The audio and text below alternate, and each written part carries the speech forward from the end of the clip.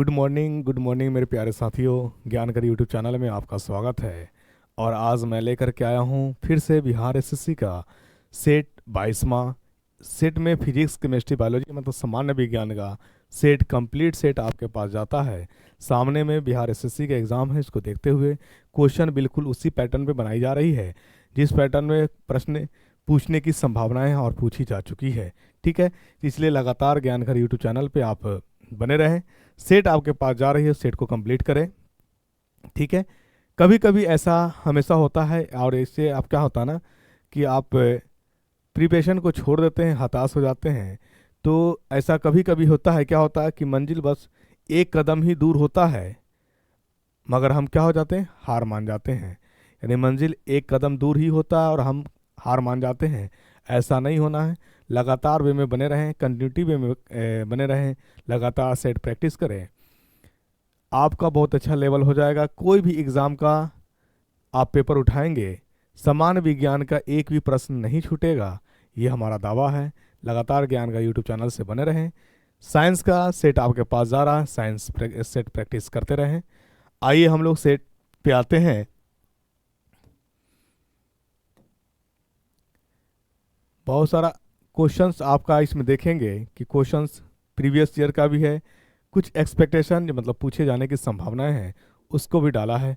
तो ये आप जो है देख लीजिएगा और बहुत सारे क्वेश्चंस आपको आ रहे होंगे नो डाउट। बस आपका 30 क्वेश्चन लगातार आप बनाते रहेंगे, देखते रहेंगे तो आपके अंदर एक कॉन्फिडेंस आ जाएगा और प्रैक्टिस हो जाएगा। किसी भी चीज़ को याद रखने का एक आसान तरीका है कि उसका अभ्यास किया जाए, प्रैक्टिस किया जाए, लिख करके बोल करके पढ़ करके, तभी कोई चीज़ याद होगा। और मैं वही चीज़ करूँगा, लिख लिख कर, बोल बोल कर, समझा समझा कर आपके माइंड में समझाने का प्रयास करूँगा। ठीक है, चलिए आइए प्रश्न आपके पास है, बेरी बेरी डैश की कमी के कारण होता है। तो बेरी बेरी एक बीमारी है। क्या है? बेरी बेरी एक बीमारी है जो विटामिन B1 की कमी से होता है। किसके कमी से? विटामिन B1 की कमी से बेरी बेरी बीमारी होती है। आपसे एक प्रश्न ये भी बन सकता है कि विटामिन B1 का दूसरा नाम क्या है? तो विटामिन B1 का दूसरा नाम जो है थायमीन है। क्या है? थायमीन। विटामिन B1 का दूसरा नाम क्या है? थायमीन है, ये याद रखिएगा।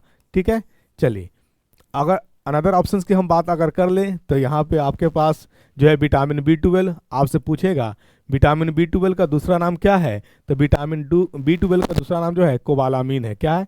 कोबालामीन। ठीक है, चलिए क्या करता है ये कोबालामीन जो है, ये सहयोग करता है हेमोग्लोबिन बनाने में, यानी हेमोग्लोबिन के लिए कारगर है कौन? Vitamin B12। ठीक है, चलिए आइए अगर बात कर लेते हम लोग B3 की। ठीक है, विटामिन B3 का, तो विटामिन B3 का जो है अनदर नेम अगर आपसे पूछा जाए तो अनदर नेम जो है थायोसिन थायमिन नहीं, एडेनिन है शायद।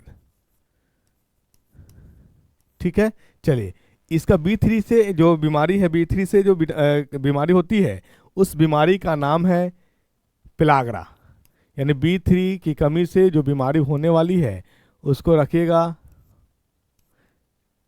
पिलाग्रा। ठीक है, एडिनोसिन विटामिन B3 का अनदर नेम, और विटामिन B3 से होने वाली बीमारी क्या है? पिलाग्रा है, याद रखिएगा। ठीक, वहीं पे बात कर लेते हम लोग विटामिन B6 की। तो विटामिन B6 की जो दूसरा नाम है, इसका नाम है पैराडॉक्सिन। क्या नाम है? पैराडॉक्सिन। ठीक, आपसे पूछेगा कि विटामिन B6 के कमी से कौन सा बीमारी होती है?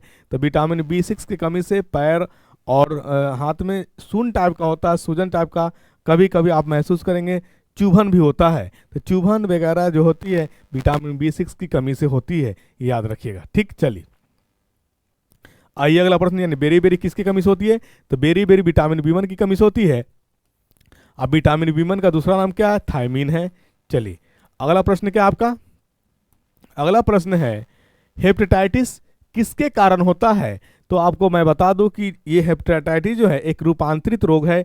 कब? जब किसी व्यक्ति को जॉन्डिस हो जाएगा और वो कोताही करेगा, लापरवाही करेगा, उसका ट्रीटमेंट आसानी से नहीं करेगा, जो क्या कहते हैं, जो उसमें अवॉइड करना है खाने पीने से लेकर के, अगर उस चीज़ को अवॉइड नहीं करेगा, परहेज नहीं करेगा, तो उस केस में क्या होता है कि जॉन्डिस कन्वर्ट हो जाता है हेपेटाइटिस के केस में। और किसी व्यक्ति को अगर हेपेटाइटिस हो जाएगा तो लीवर यकृत को डैमेज करेगा। किसको करेगा? यकृत को डैमेज करेगा। आप याद, यानी यही यकृत जब डैमेज हो जाता है, जिसको हम लोग कहते हैं लीवर अल्सर। क्या कहते हैं? लीवर अल्सर कहते हैं। ठीक है, चलिए। और हेपेटाइटिस जो है बीमारी होने वाला वायरस है। ठीक, हेपेटाइटिस ए, हेपेटाइटिस बी जो होता है वो घातक होता है। ठीक, अफेक्टेड कौन होगा? अफेक्टेड होगा आपका लीवर। कौन सा, क्या कौन, यानी शरीर का कौन सा अंग जो है अफेक्टेड होगा? तो लीवर यकृत अफेक्टेड होगा, ये याद रखिएगा। ठीक, आइए अगला प्रश्न में हम लोग आते हैं।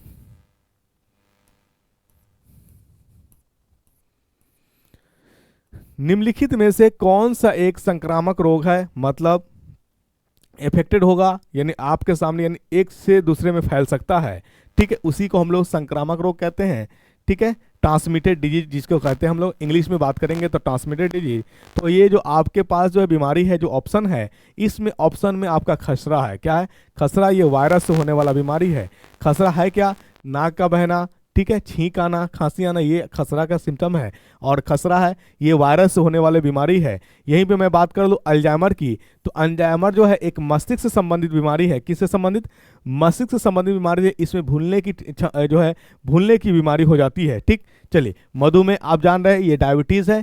ठीक है, अस्थमा, सांस लेने में दिक्कत, ये अस्थमा जिस व्यक्ति को होगा तो कौन सा ऑर्गन इफेक्टेड होगा? तो लंग्स अफेक्टेड होगा, फेफड़ा अफेक्टेड होगा। ठीक, मधुमेह, तो मधुमेह जो है सबसे घातक बीमारी माना जाता है कि अगर किसी व्यक्ति को डायबिटीज हो जाता है तो कई ऑर्गन इससे अफेक्टेड होता है। सबसे पहले अफेक्टेड जो होता है वो किडनी होता है। क्या होता है? किडनी होता है। ठीक है, चलिए। अल्जाइमर आपको मैंने बता दिया कि ब्रेन से संबंधित बीमारी है, मस्तिष्क से संबंधित बीमारी है। क्या होता है इसमें?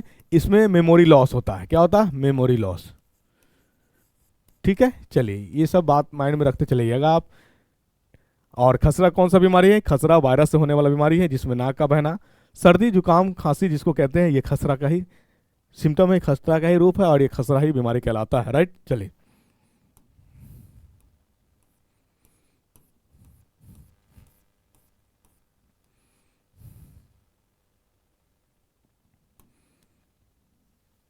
पिता के गुणसूत्रों के किस संयोजन से लड़की का जन्म होता है? तो मैं आपको बता दूं, पिता मतलब मेल, मेल का जो है डिनोटिंग इस तरह से किया जाता है। इसमें होता है क्रोमोसोम XY, यानी पुरुष हो या महिला, टोटल 23 पेयर्स ऑफ क्रोमोसोम होते हैं, जिसमें 22 पेयर जो होता है वो अपना होता है, ऑटोजोम्स होता है, जिसको ऑटोजोम्स कहते हैं। और एक पेयर जो होता है वो सेक्स क्रोमोसोम होता है। क्या होता है?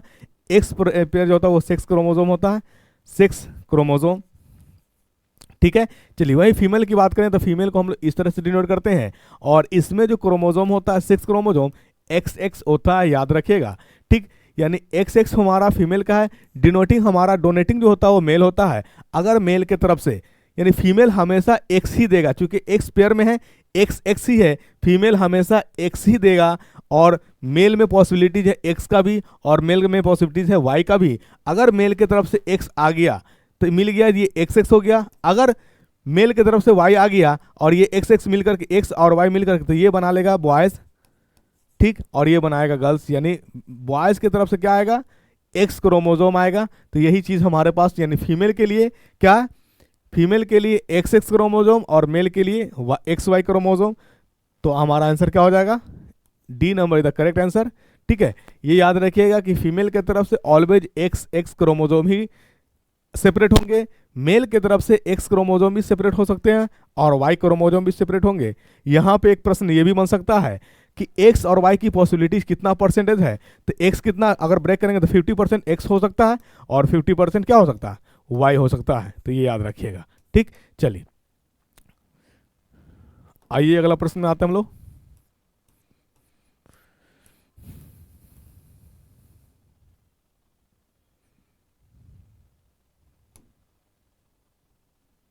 चलिए देखिए, निम्नलिखित में से कौन सी बीमारी वायरस के कारण होती है?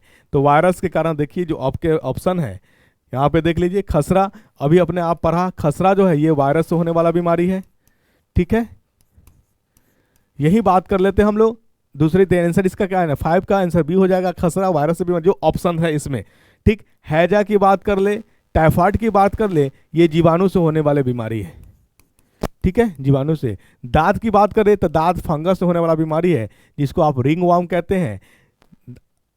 खुजली वगैरह, दिनाय वगैरह जो है ये सब एक दांत का सिम्टम है। और ये जो बीमारी जो होने वाला है किससे होने वाला है, फंगल से होने वाला बीमारी है, फंगस से होने वाला बीमारी है, जिसको हम लोग कवक कहते हैं, राइट। चलिए आइए अगला प्रश्न में आते हैं हम लोग।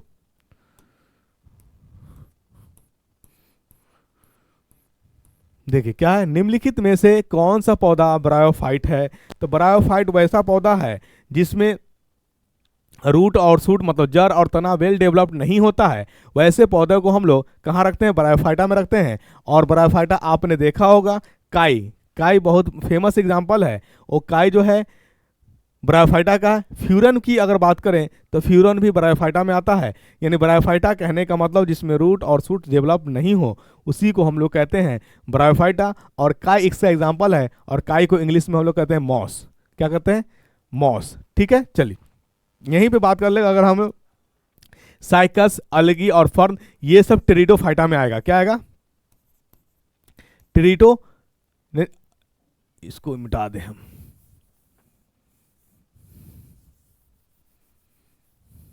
फर्न की बात कर ले तो क्रिप्टोगैमस, क्रिप्टोगैमस, हिंदी इंग्लिश में बात नाम दोनों का एक ही रहता है, ठीक है ना। चलिए अलगी की बात कर लें तो अलगी जो है थैलोफाइटा में आता है, ठीक है। चलिए थाइको भी जो होगा ये आपका क्रिप्टोगैमस में आ जाएगा। आए बात समझ में। चलिए यानी ब्रायोफाइटा जो है हमारे निम्नलिखित में से कौन सा पौधा ब्रायोफाइट है, तो आपका एग्जांपल आंसर क्या हो जाएगा, moss is the correct answer. आपका ये ब्रायोफाइटा है। ब्रायोफाइटा कहते किसको है, वैसा पौधा जिसका ना ही तना और ना ही जड़ डेवलप होगा, उसी को हम लोग ब्रायोफाइटा कहते हैं।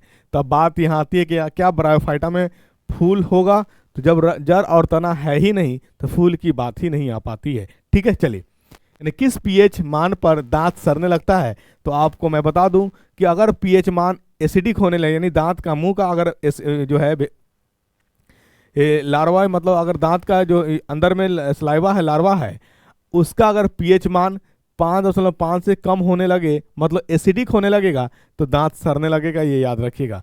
यानी मुंह का पीएच अगर मान जो है हाईली एसिडिक होने लगेगा, अत्यधिक अम्लीय होने लगेगा, तो दांत का सड़ना तय है। तो आपका ये याद रखिएगा, 5.5 से हो जाए या 5.5 से कम होने लगे तो दांत सड़ना स्वाभाविक है, ठीक। चलिए आइए अगला प्रश्न में आते हैं हम लोग। पौधे को मिट्टी द्वारा कौन सा सूक्ष्म पोषक तत्व प्राप्त होता है, तो देखिए सूक्ष्म माइक्रो कह रहा है, माइक्रो। तो माइक्रो जो है ये याद रखिएगा, माइक्रो आपका जिंक है, मोलिब्डेनम है, ठीक है। और अगर हम लोग बात कर ले तो मोलिब्डेनम, जिंक, मैग्नीज, ठीक है, ये सब आपका जो है माइक्रोन्यूट्रिएंट्स है। फर्स्ट यहाँ पे आपका आंसर, यानी जो पौधा जो पूछा है, पौधों को मिट्टी द्वारा कौन सा सूक्ष्म पोषक तत्व प्राप्त होता है, तो जिंक जो है ये सूक्ष्म है, माइक्रोन्यूट्रिएंट्स है जो मिट्टी द्वारा पौधे प्राप्त करते हैं। वही बात कर ले हम लोग फॉस्फोरस की, वही बात कर ले हम लोग नाइट्रोजन की, और एक बात आता है फॉस्फोरस, नाइट्रोजन और पोटेशियम। फॉस्फोरस, नाइट्रोजन और पोटेशियम ये जो है प्राथमिक पोषक है पौधे का, ठीक है, प्राथमिक पोषक है पौधे का, ये याद रखिएगा। आई बात समझ में।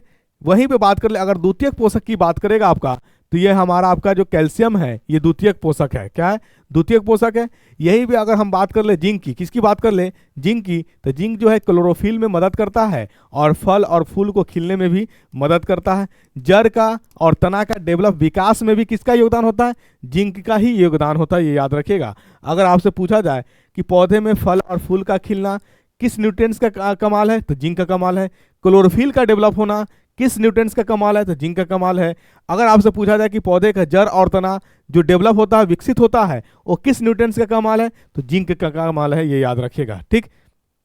और सेकेंडरी में हम लोग बता रहे थे आपको कैल्शियम भी आ जाएगा, कैल्शियम, मैग्नीशियम, भी आपका सेकेंडरी पोषक है। ठीक, चलिए आई बात समझ में, मतलब प्रश्न समझ गए। पौधों को मिट्टी द्वारा कौन सा सूक्ष्म पोषक तत्व प्राप्त होता है, तो ये जिंक प्राप्त होता है, ये याद रखिएगा। ठीक, सूक्ष्म मतलब माइक्रो, कम तादाद में मिलता है लेकिन बहुत ज्यादा ही रोल इसका रहता है। अगर आपसे पूछा जाए कि प्राथमिक पोषक कौन कौन है, तो प्राथमिक पोषक 3 ही है, याद रखिएगा, फास्फोरस, नाइट्रोजन और पोटेशियम, ये प्राथमिक पोषक है।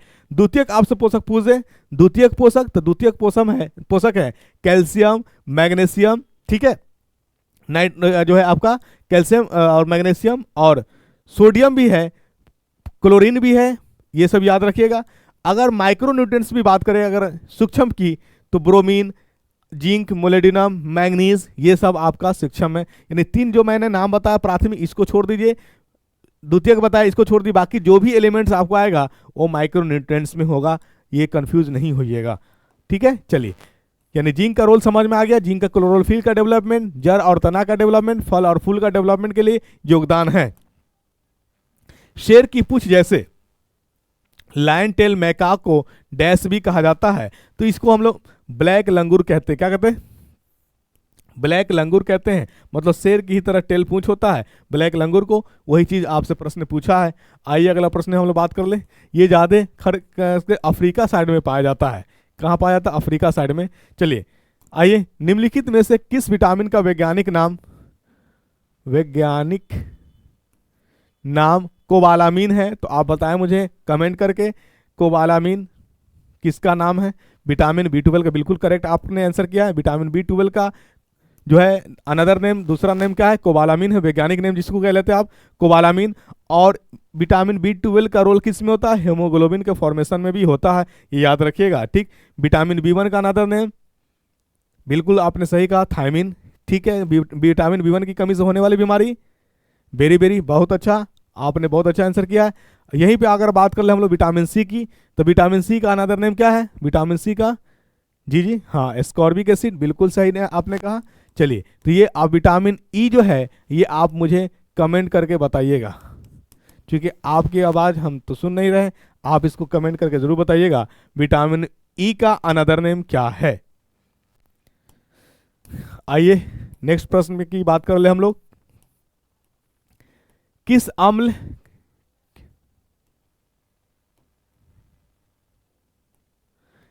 अम्ल और किसी क्षारक के बीच होने वाली अभिक्रिया कहलाती है? तो मैं अब बता दूं आपको कि एसिड और बेस के बीच होने वाले रिएक्शन को हम लोग, यानी एसिड और बेस, अम्ल और क्षार से, अम्ल और क्षार की अभिक्रिया से बनता है नमक। क्या बनता है? नमक। और नमक बनना ये कहलाता है उदासीकरण अभिक्रिया, न्यूट्रलाइजेशन रिएक्शन। ठीक है, न्यूट्रलाइजेशन रिएक्शन, ये याद रखिएगा। तो आपका आंसर क्या हो जाएगा? C number is the correct answer हो जाएगा। ठीक है, चलिए वही बात कर लेते हैं हम लोग ऑक्सीडेशन की। ऑक्सीडेशन रिएक्शन, अगर किसी तत्व में ऑक्सीजन जुड़ेगा तो उसको हम लोग कहते हैं ऑक्सीडेशन रिएक्शन। क्या कहते हैं? Oxidation reaction.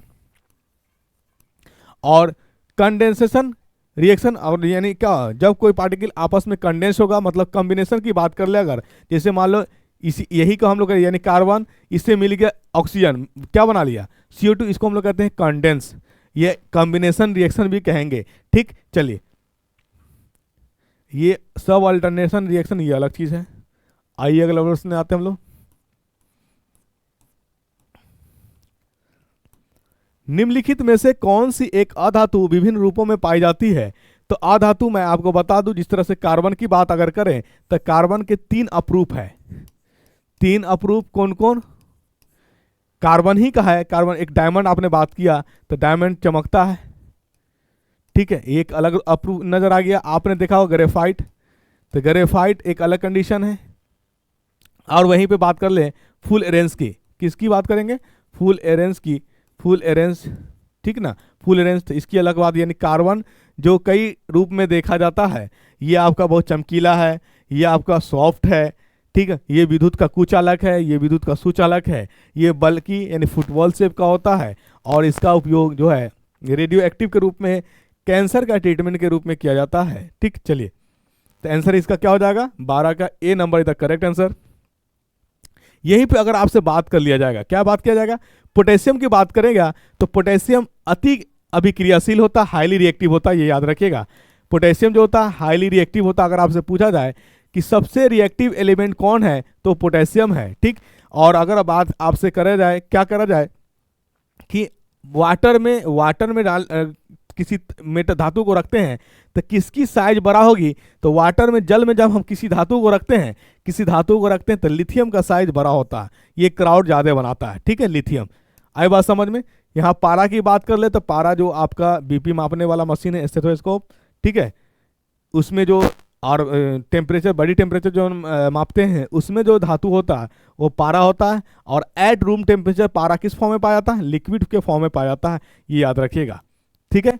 पारा का जो घनत्व होता है मैक्सिमम होता है कितना, 13.6 ग्राम पर ml, ये याद रखिएगा, ठीक है। चलिए,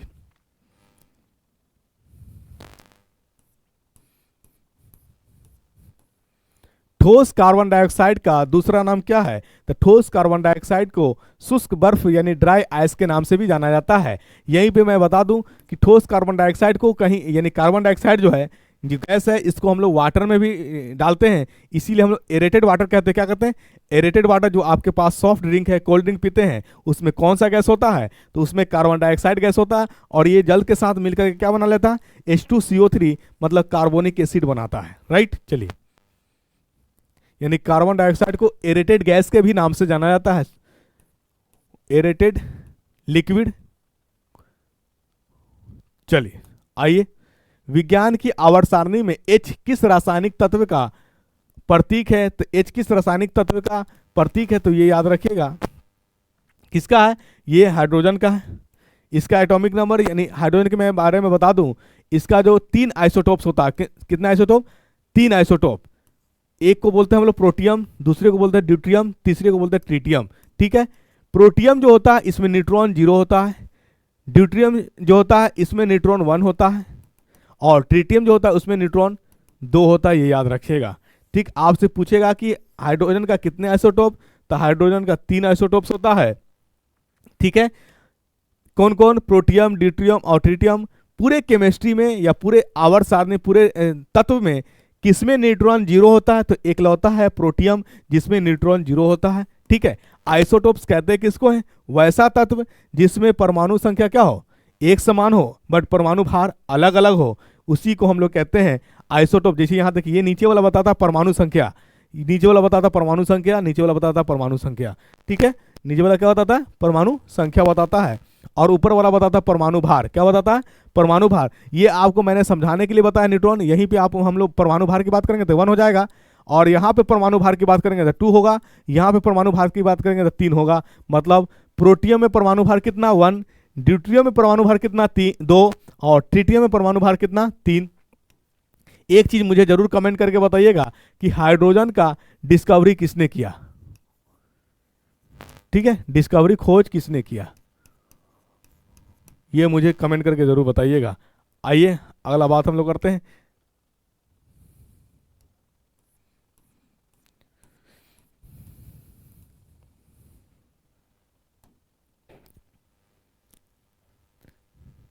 सोडियम हाइड्रोक्साइड निम्नलिखित में से किस सामान्य पदार्थ का रासायनिक नाम है, तो यानी सोडियम हाइड्रोक्साइड NaOH। NaOH को हम लोग कॉस्टिक सोडा के नाम से भी जानते हैं, कॉस्टिक सोडा के नाम से जानते हैं, ये याद रखिएगा। NaOH को क्या बोलते हैं हम लोग, कॉस्टिक सोडा, दाहक सोडा जिसको आप बोलते हैं कॉस्टिक सोडा, ठीक है। NaOH कॉस्टिक सोडा के नाम से जानते हैं। यहीं पे अगर हम लोग बात कर ले ब्लीचिंग पाउडर की, तो ब्लीचिंग पाउडर जो है इसका फॉर्मूला होता है CaOCl2 होता है ब्लीचिंग पाउडर का, ठीक। चलिए, सुहागा बोरेक्स, बोरेक्स का जो फॉर्मूला होता है Na2B4O7 होता है, ठीक है। ये आपका बोरेक्स का फॉर्मूला सुहागा का, ये याद रखिएगा, ठीक है। चलिए, चाक कह ले या चौक कह ले, इसका फॉर्मूला होता है CaCO3। कॉस्टिक सोडा का जो फॉर्मूला होता है आपका NaOH, ये याद रखिएगा।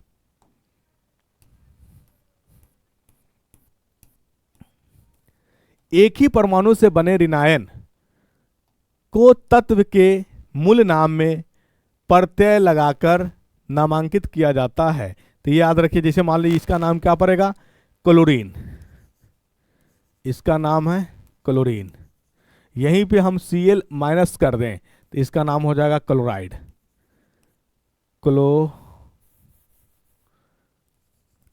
क्लोराइड।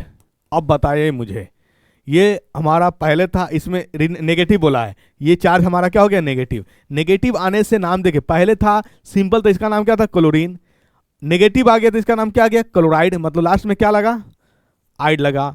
मतलब सफिक्स प्रत्यय कह रहा तो हमारा क्या हो जाएगा, आइड लगेगा। क्या लगेगा बोलिए, नाम के लास्ट में आइड लगेगा, IDE। तो ये हमारा आंसर हो जाएगा नेगेटिव वाले के लिए। तो आंसर क्या हो जाएगा, IDE क्लोराइड। मतलब जिसके नाम में IDE लगा हुआ है तो वो नेगेटिव वाला होगा। और इसको पकड़ने का तरीका ये क्षार भी होगा। क्या होगा, क्षार होगा। मतलब नेगेटिव तभी लगेगा जब उसमें इलेक्ट्रॉन ग्रहण किया गया हो, गेन किया गया हो। जिसमें इलेक्ट्रॉन गेन होता है उसे हम लोग नेगेटिव चार्ज कहते हैं। और जिस तत्व पे पॉजिटिव चार्ज होता है मतलब वो इलेक्ट्रॉन को क्या किया, लॉस किया है। और लॉस करने वाला जनरली एसिड होता है, गेन करने वाला जनरली क्या होता है, बेस होता है। ठीक, चलिए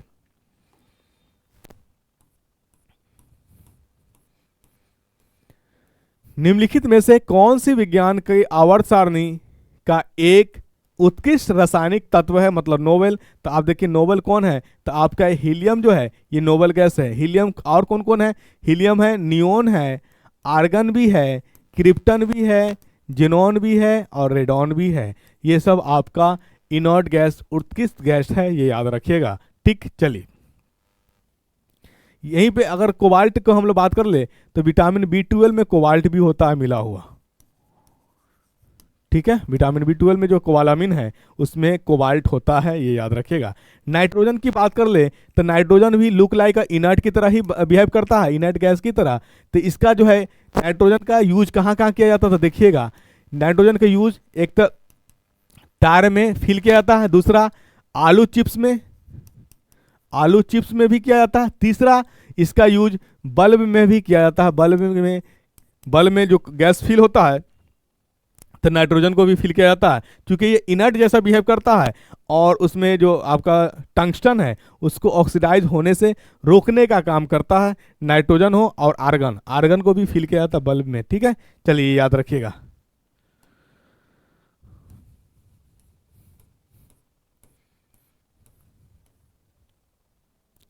आइए, एक्टिनाइड श्रेणी धात्विक रासायनिक तत्वों का एक वर्ग है। तो मैं बता दूं आपको कि डी ब्लॉक जो है शुरू होता है समूह 3 से लेकर के 12 तक, 3 से लेकर के 12 तक। और इसी में एफ ब्लॉक भी आता है। तो आपका श्रेणी पूछा है किस वर्ग में आता है, किस श्रेणी में आता है। ठीक है, तो ये याद रखिएगा, किस में, 12 में 3 नहीं है, 3 से 12, तो ये 12 आपका क्या हो जाएगा, आंसर हो जाएगा, करेक्ट आंसर। ठीक है, चलिए आइए अगला प्रश्न में आते हैं हम लोग।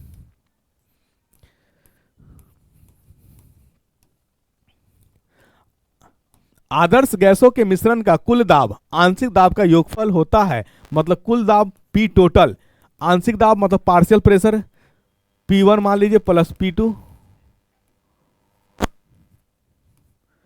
प्लस इसी को, यानी एक कंटेनर है जैसे मान लिया जाए, इस पे लग रहा है हमारा, क्या लग रहा है, टोटल दाब लगा रहा है हम लोग मान लेते हैं 5 पास्कल मान लेते हैं।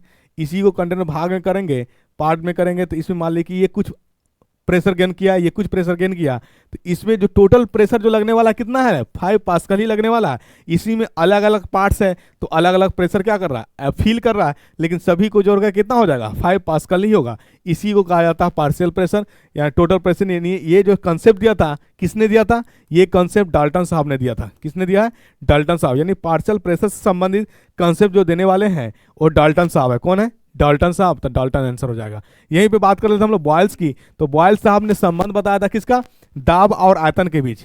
दाब और आयतन के बीच कैसा संबंध है, व्युत्क्रमानुपाती का। मतलब दाब जो है व्युत्क्रमानुपाती होता है किसका, आयतन का। ये आपका बॉयल्स ला ने कहा था, बॉयल्स साहब ने कहा था।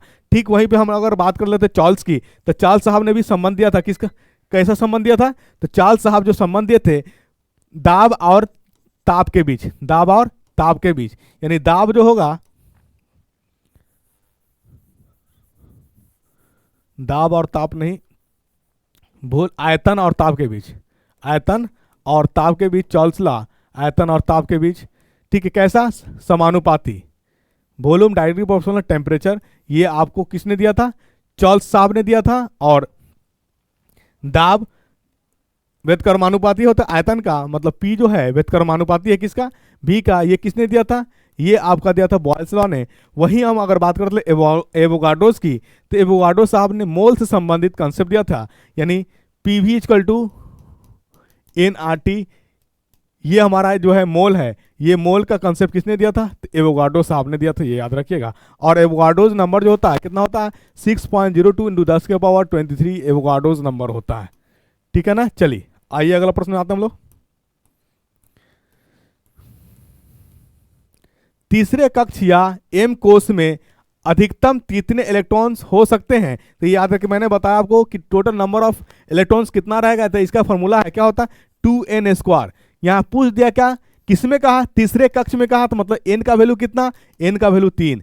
तीसरा अगर दूसरा कहता तो n का वैल्यू 2 होता, चतुर्थ कहता है तो n का वैल्यू 4 होता, तीसरा कह दिया इसका मतलब n का वैल्यू कितना है 3 है। पुट कर दीजिए 2 इंटू n का स्क्वायर, 3 का स्क्वायर तो कितना हो जाएगा 2 इंटू 9 18, यानी तीसरे कक्ष में टोटल इलेक्ट्रॉन कितने रहेंगे, तो 18 रहेंगे, ये याद रखिएगा। ठीक है। चलिए आइए अगला प्रश्न में आते हैं हम लोग। Loudness of sound is proportional to the of the amplitude of the vibration producing the sounds, यानी कह रहा है क्या, लाउडनेस जो होता है तीव्रता इंटेंसिटी, ये इंटेंसिटी जो होगा और एम्पलीट्यूड के बीच कैसा संबंध होता है, तो इंटेंसिटी तीव्रता और एम्पलीट्यूड के बीच जो संबंध होता है वो समानुपाती होता है किसका, स्क्वायर ऑफ एम्पलीट्यूड का। इंटेंसिटी कहिए या इसी को आप लाउडनेस कहिए। ठीक है, ये समानुपाती होता है किसका, स्क्वायर ऑफ एम्पलीट्यूड का, स्क्वायर ऑफ एम्पलीट्यूड का होता है समानुपाती। इसको लिख लीजिए आप, square root square of amplitude. ठीक है, तो आंसर क्या हो जाएगा, डी नंबर इधर करेक्ट आंसर हो जाएगा। ये याद रखिएगा, इंटेंसिटी तीव्रता, और इंटेंसिटी का जो मापन होता है ऐसा ही मात्रक होता है, वो डेसिबल होता है। क्या होता है, डेसिबल। ठीक है, चलिए डीबी। आइए अगला प्रश्न आता है हम लोग।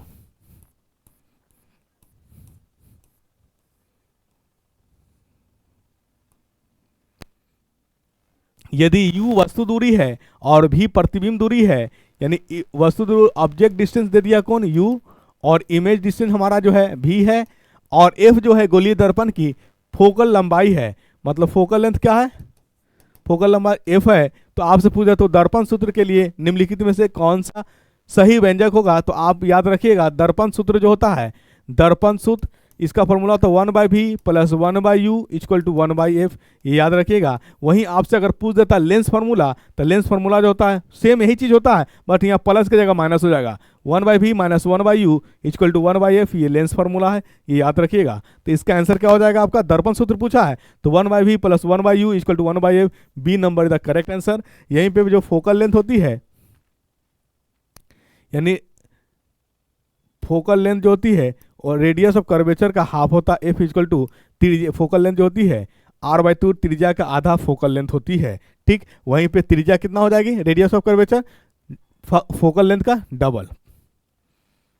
आइए अगला प्रश्न में आते हम लोग। 1820 में खोजी गई कौन सी आधार इकाई प्रति सेकेंड एक कूलम विद्युत धारा को दर्शाती है, प्रति सेकेंड एक विद्युत धारा को दर्शाती, यानी कूलम और सेकेंड दे दिया है, कूलम दे दिया है मतलब चार्ज दिया है, चार्ज को हम लोग क्यू से रिप्रेजेंट करते हैं, ये गिवन मान ले कुछ भी, और टाइम जो है हमारा दे दिया है।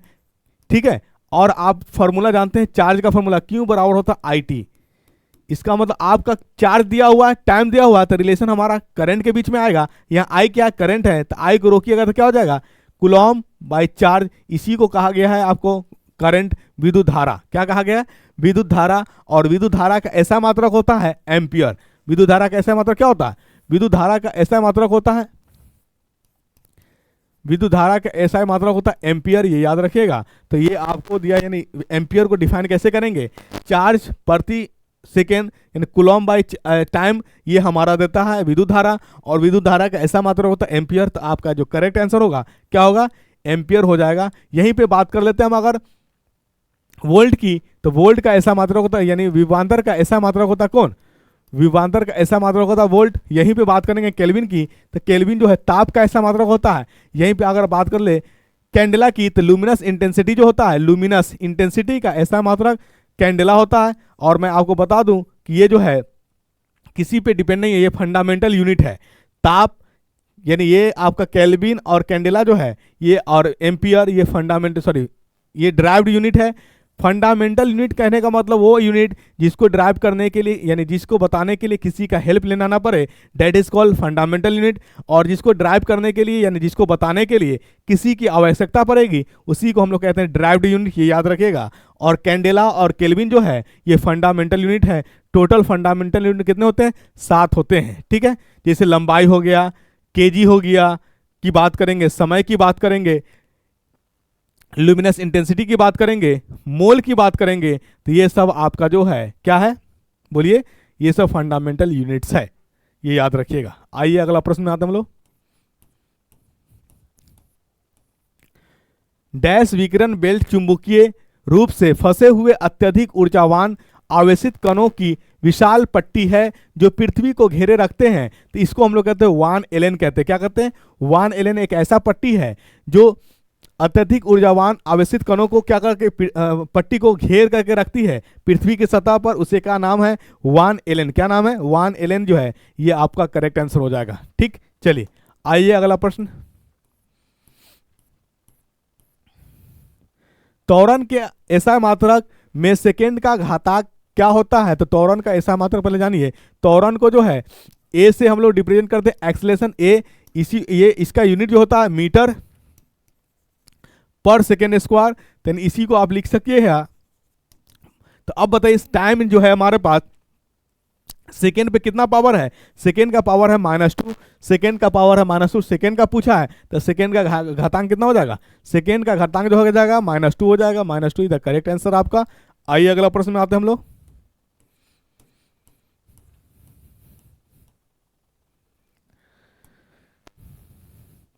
What is the study of the production and propagation of sound waves called? इसको कहते हैं एकॉस्टिक्स। क्या कहते हैं? एकॉस्टिक। एकॉस्टिक्स एक ऐसा, इसको हम लोग यानी एकॉस्टिक्स को परिभाषा इस प्रकार कर सकते हैं, यानी ध्वनि का जो लाउडनेस है, ध्वनि का जो क्या कहते हैं वेग है, ध्वनि का जो तरंग है, इसका अध्ययन किसी भी माध्यम में, वह ठोस हो कि लिक्विड हो कि गैस हो, उसमें किया जाए, उसी को हम लोग कहते हैं एकॉस्टिक्स। क्या कहते हैं? एकॉस्टिक्स, ये याद रखिएगा। यानी एकॉस्टिक्स वो उसे कहते हैं जिसे ध्वनि का मतलब अध्ययन साउंड में, यानी ध्वनि का अध्ययन लिक्विड हो कि सॉलिड हो कि गैस हो, उसमें किया जाए, उसी को हम लोग एकॉस्टिक्स कहते हैं। फ़ारेनहाइट स्केल पर भापांक स्टीम पॉइंट क्या होता है? तो स्टीम पॉइंट जो होता है 100 डिग्री सेल्सियस, सेल्सियस की बात करें तो 100 डिग्री सेल्सियस, अगर इसी को फ़ारेनहाइट में बात करें तो 212 डिग्री फ़ारेनहाइट हो जाएगा। कितना? 212 डिग्री फ़ारेनहाइट, ठीक है। चलिए आइए अगला प्रश्न में आता हम लोग।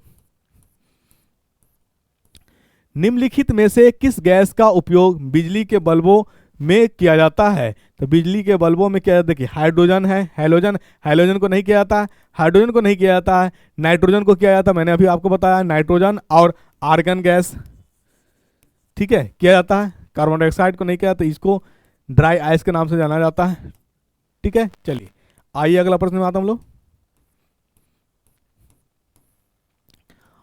अपकेंद्रीय त्वरण और स्पर्श रेखा त्वरण के बीच कौन सा वेग कौन होता है? तो ये याद रखिएगा। देखिए कोई वस्तु जब वृत्ताकार पथ पे चलती है तो हम लोग यानी अगर आपसे पूछा जाए कि अपकेंद्रीय त्वरण क्या है, तो अगर कोई वस्तु वृत्ताकार कक्ष में चलती है, घूमती है, तो उसके गति में परिवर्तन की दर को हम लोग अपकेंद्रीय त्वरण कहते हैं। और वही बात किया जाएगा स्पर्श रेखा, तो जब कोई वस्तु स्पर्श रेखा में गमन करती है, ये हो गया स्पर्श टेंजेंट जिसको कहते हैं, स्पर्श रेखा में गमन करती है, तो उसमें गति में जो परिवर्तन की दर होता है उसी हम लोग स्पर्श रेखा त्वरण कहते हैं। यानी परिभाषा समझ में आ गया। अपकेंद्रीय त्वरण, अगर कोई वस्तु वृत्ताकार कक्ष में घूमती है, उसमें गति में जो परिवर्तन आएगा उसकी दर को हम लोग अपकेंद्रीय त्वरण कहते हैं। अगर कोई वस्तु स्पर्श रेखा यानी वृत्ताकार पथ को टच करते हुए गतिमान करती है और उसकी गति में जो परिवर्तन आता है उसी परिवर्तन को दर को हम लोग स्पर्श रेखा त्वरण कहते हैं। और ये हमारा अपकेंद्र यानी सेंटर की तरफ हो गया, और ये हमारा स्पर्श रेखा इधर की ओर हो गया। तो अब बताइए, दोनों जो होता है आपस में हमेशा लंबवत होता है। दोनों आपस में कैसा होता है? लंबवत होता है, परपेंडिकुलर। और परपेंडिकुलर में जो एंगल होता है वो 90 डिग्री होता है। कितना होता है? 90 डिग्री। तो इसका जो आंसर हो जाएगा आपका 90 डिग्री हो जाएगा। याद रखिएगा, अपकेंद्रीय जो सेंटर की ओर, और स्पर्श रेखा वृत्ताकार पथ को टच करते हुए, यानी ये हमारा वृत्ताकार है, ये टच करते हुए ये स्पर्श रेखा कहलाएगा, और यहां से ये सेंटर की ओर जाएगा। तो दोनों आपस में लंबवत होता है, परपेंडिकुलर होता है, और एंगल बनाएगा कितना? 90 डिग्री। तो ये आपका करेक्ट आंसर क्या हो जाएगा? 90 डिग्री। 29 का A number is the correct answer. स्पर्श अपकेंद्रीय त्वरण और स्पर्श रेखीय त्वरण आपको समझ में आ गया होगा। ठीक है, त्वरण कहते किसको है? तो त्वरण यानी गति में परिवर्तन की दर को त्वरण कहते हैं। और ठीक है, और यहीं पे बात कर दिया अपकेंद्रीय, तो यानी वृत्ताकार पथ पे जब गति यानी कोई वस्तु चलेगी और उसमें जो गति में परिवर्तन की दर आएगा उसी को हम लोग त्वरण कहेंगे। और अगर कोई वस्तु वृत्ताकार पथ को टच करते हुए जाएगी, स्पर्श करते हुए जाएगी, तो उसके गति में परिवर्तन की दर को हम लोग स्पर्श रेखीय त्वरण कहेंगे। ठीक, चलिए, एक गेंद में 3000 इकाई का संवेग है, मतलब मोमेंटम दे दिया P। ठीक है, कितना दे दिया है? मोमेंटम को हम लोग P से रिप्रेजेंट करते हैं, लीनियर मोमेंटम P से। ये आपका दे दिया 300 इकाई, 3000 इकाई सॉरी। यदि गेंद का वेग दोगुना कर दिया जाए तो गेंद का नया संवेग क्या होगा? तो आप याद रखिएगा, P जो होता है हमारे पास mv होता है। क्या होता है? mv होता है, मास इंटू वेलोसिटी। आप याद रखिएगा कि मास जो होता है चेंज नहीं होता है, जब भी चेंज होगा वेलोसिटी चेंज होगा। तो यानी हमारा, आप बता दीजिए, यहां पर हमारा वैल्यू दे दिया, कितना दिया? 3000 दे दिया है। ठीक, ये हमारा मास तो वही रहेगा भी, यानी हमारा 3000, वेलोसिटी यानी प्रोपोर्शनलिटी किसका हो गया? वेग का। यानी जब वेलोसिटी 1 यूनिट था तो हमारा मोमेंटम कितना था? 3000। जब वेलोसिटी हमारा 2 यूनिट हो जाएगा तो हमारा मोमेंटम कितना हो जाएगा? इसका डबल। ये समानुपाती है, यानी अगर हमारे पास v1 है तो संवेग है हमारे पास 3000। ठीक, वेलोसिटी हमारा 2v हो जाएगा तो संवेग हमारा कितना हो जाएगा? बोलिए, ये भी हमारा डबल हो जाएगा, 3000 इंटू 2। क्योंकि समानुपाती डायरेक्टली प्रोपोर्शनल है, तो हमारा जो अगर वेलोसिटी को डबल कर देंगे तो हमारा मोमेंटम भी क्या हो जाएगा? डबल हो जाएगा, यानी 6000 हो जाएगा। क्या हो जाएगा? 6000 हो जाएगा। क्योंकि मोमेंटम और वेलोसिटी के बीच संबंध जो है वो समानुपाती का है। ये बढ़ेगा तो ये भी बढ़ेगा, ये घटेगा तो ये भी घटेगा। ये हमारा पहले था 1, तो ये था 3000, अब हो गया 2000, 2 तो ये हो गया हमारा 6000। ठीक है, चलिए, ये डबल तो भी डबल, यानी मोमेंटम और वेलोसिटी के बीच जो संबंध है वो समानुपाती का है। मतलब संवेग और वेग के बीच जो संबंध है कैसा है? समानुपाती का है। और समानुपाती का मतलब आप समझते हैं, एक बढ़ेगा तो दूसरा भी बढ़ेगा, एक घटेगा तो दूसरा भी घटेगा। और इसी 30 क्वेश्चन के साथ आज का सेट होता है कंप्लीट।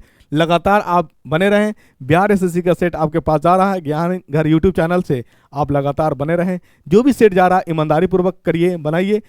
अच्छा क्वेश्चन है, जो क्वेश्चन का कलेक्शन है, अच्छा आप देख भी रहे होंगे और समझ भी रहे होंगे कि क्वेश्चन का लेवल क्या है, क्वेश्चन का पैटर्न क्या रहता है। यानी क्वेश्चन बिल्कुल उसी आधारित पर सेट है जो क्वेश्चन पूछा जा चुका है और पूछने की संभावनाएं हैं। ठीक है, याद रखिएगा।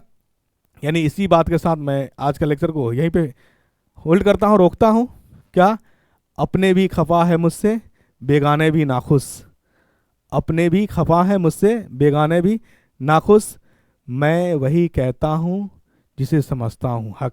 मतलब मैं वही बात बताता हूँ जो आपके लिए सही है, हितकारी है। ठीक है, मैं वो फालतू की बातें नहीं कहता हूँ जिससे आपका टाइम किल हो और व्यवहार से और एग्जाम से के प्रश्न से उसका कोई तालमेल नहीं होगा। मैं वो बात कतई नहीं बताता, मैं वही बात बताता हूँ जो आपके लिए कारगर है, एग्जाम में भी आएगा, एग्जाम में पूछा जा चुका है। तो आप बनाए लगातार ज्ञान घर यूट्यूब चैनल से बने रहे। Thank you so much.